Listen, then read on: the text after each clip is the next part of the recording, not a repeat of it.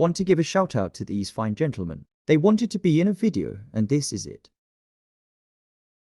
Butter is one of the most hated and loved fruits in the entirety of Blox fruits, and we will explore why it has such mixed opinions. When you go to a raid, you're always going to ask for a butter to carry, or when you need to grind out levels of farm materials, you're probably gonna use a butter. Butter is one of the OG fruits that came out when the game released in 2019. Interesting things to note about butter is that back then it didn't carry over any hats you were wearing if you transformed, and in 2019 they also tried to fix weapon staying big after untransforming as butter. It's safe to see this was not fixed. A change I'm very glad they made though is that they nerfed the mink speed boost on butter back then. The current meta would be chaos if this didn't happen. However, I want to get to the point of the video. Everything else from here to update 15 is nerfs, reworks and bug fixes. On update 15, one of the biggest updates in the game's history, Butter Awakening, is added. To say this awakening changed the future of raiding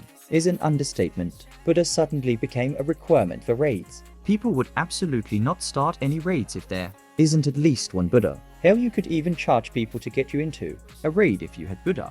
You could get them to pay you with bounty or expensive fruits. On top of that, this fruit is practically goated for grinding.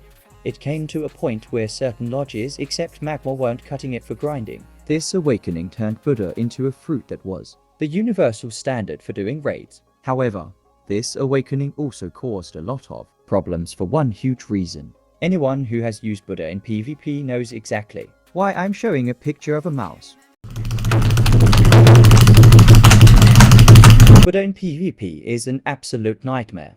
PvP with this is basically just jumping on someone and just clicking until they're dead. This got so bad that people were basically asking for butter nerfs in the Discord server like crazy. And they actually did nerf butter in the most recent update. Here's the issue though. This literally changed nothing. The problem with butter being overpowered in PvP has nothing to do with its damage. The problem is that butter stun locks you when you get hit with their melee, which means you can't dash, use your fruit transport, or do anything. You can only use Soru, which has a long cooldown. And now that race v4 is out, Fishman and Human only add to butter being overpowered, with Fishman making you slow enough for a butter to catch you, and Human bypassing the damage nerf altogether. Only the future can tell if this fruit will ever get the proper nerfs that it needs PvP wise.